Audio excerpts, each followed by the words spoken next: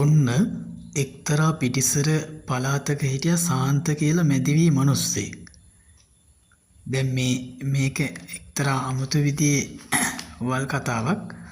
ඇත්තටම මේ මිනිස්සයා මේ කැලේ ඔය ගස් නගිනවා, දෙල් කඩනවා, ඊට පස්සේ මීහරක් බලන්න යන ඔන්න වගේ මිනිස්සෙක්. නිකන් අර ගස් ගඳ වගේ තියෙන මිනිස්සෙක්. හැබැයි මිනිහා ටිකක් වනචරයි. ඔය ගෙවල් ගානේ එහෙම යනවා.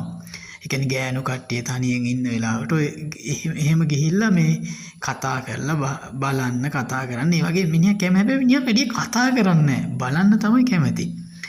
ඉතින් ඔය විදියට ගෙවල් ගානේ අනේක මෙයාට පුරුද්දක් වෙලා තිබ්බා. කාටද? සාන්ත. ඉතින් දවසක් ඔන්න මේ එක ගෑනු කෙනෙක් තොලක් අයිනේ නානවා.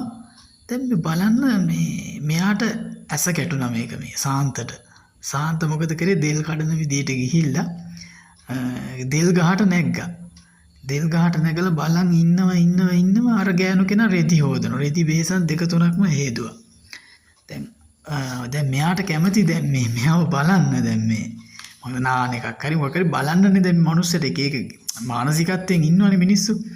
කොහොම හරි මිනිහා බැස්සා දෙල් ගහෙන්. දෙල් ගහෙන් බැහැලා වතුරට පැන්නා. එකපාරට මීහරෙක් වතුරට පයින්නකොට අර ගෑනු කෙනා ටිකක් බය වුණා. මේ සාන්තයනි කියලා ගෑනු කෙනා මොකද කරේ? ටිකක් වටපිට බලලා වරින්තෝ නාවන්න කියලා අර මිනිස්සයා නාවන්න පටන් ගත්තා. තොගේ ගස් ගඳ යන්න නාගනින් කියලා දැන් නෑවට පස්සේ දැන් මූ ඉන්නවා දැන් හොඳට සුවඳ සබන් ගාලා නාලා එහෙම සාන්තයා ඉන්නවා.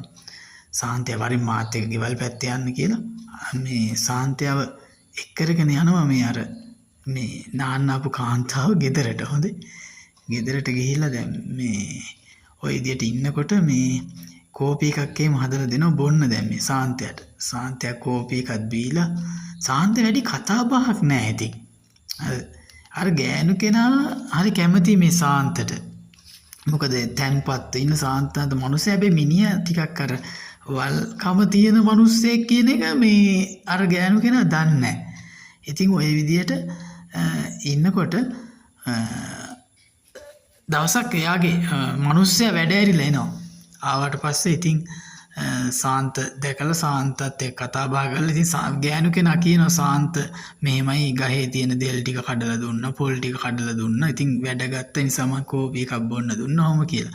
මිනිස්සයාට පොඩි සැකයක් ඇති වුණා. මිනිස්සයා ඔන්න බලන දෙවෙනි දවසේදී වැඩ ඇරිලා කලින් එනවා ගෙදර. ගෙදර එනකොට සාමාන්‍යයෙන් ගෙවල් වහලා තිබුණේ. ඒ කියන්නේ එයාගේ බිරිඳනේ දැන් ඔය අර තේක හදලා දීපු එක්කෙනා. එයා ඉන්නවා මේ ඇතුලේ ඉන්නවා. නමුත් මෙයා දොරට තට්ටු කරනවා. දොර අරින්නෙත් නැහැ. රේඩියෝකුත් දාලා තියෙනවා එහෙනම්. නිකන් කේන්දිරලි හඬක් ඇහෙනවා. මේ මිනිස්සයාට. ඉතින් මේ අනේ පැටියෝ අයියෝ මේ මගේ පැටියා කීකේ දැන් මේ තුරුල් කරගෙන එහෙම මොකක් හරි කරන එකක් පේනවා දැන් මිනිස්සයාට. යාන්තම් බැලුවම් වීදුරුවේ.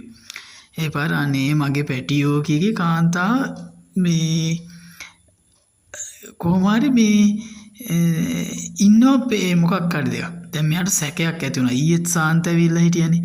ඒ පාර දොරට ගහනවා පයින්. දොරට පයින් දෙක තුනක් ගම දොර ඇරෙනවා. එයා කෙලින්ම යන්නේ කාමරේට. කාමරේට යනකොට මොකක්ද දන්නවද වෙන්නේ? මොකක්ද උනේ කියලා හිතා ගන්න පුළුවන්ද? සාන්තෙක් මොකෙක්වත් ඇවිල්ලා නෑනේ. අර ගිරා කූඩුවක් තියෙනවා. ගිරව් දෙන්නෙක් ඇති කරනවා මේ ගෑනු කෙනා. ඒ ගිරව් දෙන්න අතට අරගෙන පිරිමදිනවා. කොහොඹ තෙල් ගාලා අත ගන්නවා. මිරිස් කරල් පළතුරු අනම්මනම් කන්න දෙනවා. අර ගිරව් දෙන්නට දරුවන්ට වගේ සලකනවා අර කාන්තාව. ඔය ගිරව් දෙන්න හැබැයි අල්ලලා දීපේ සාන්තයම තමයි. සාන්තයම ඔය අල්ලගෙන ඉතින් සාන්තයාර කැලේ ඉන්න මිනිස් කැලේට වැදිච්ච මිනිස්සේ සාන්තයා. යාර බැද්දේකම නවකතාවේ අර මේ ඉන්න සිලිඳු වගේ චරිතයක්. ඉතින් සාන්තයාට වල්මිනියා කියලා හැමෝම කියන්න පටන් ගත්තා. හැබැයි අර කැලේ ඉන්න ඉඳ තමයි වල් කියලා තියෙන්නේ. නමුත් සාන්ත ඉතින් මේ හැමෝම සාන්තගෙන් උදව් ගන්නවා. දර කඩා ගන්නවා, ඒක කර ගන්නවා, පොල් මේ අදින්න, පොල් කඩන්න, දෙල් කඩන්න හැම දෙයකම ගෑනු කට්ටිය සාන්තව තමයි යොදාගත්තේ. ඉතින් බලන්නකො සාන්තගේ හින්දා සැක කරලා තාපොඩ්ඩෙන් අර මිනිස්සයා මේ ගෑනු කෙනා මරන්නත් බැරි නෑනේ. හැබැයි හිටියේ ගිරව් පැටව් දෙන්නෙක් එක්ක තමයි අර කතා කර කර හුරතල් කර කර හිටියේ. හරි අපි වෙන කතාවක් අරගෙන එන්නම් එන සබ්ස්ක්‍රයිබ් පාරක් දාන්න ඕනේ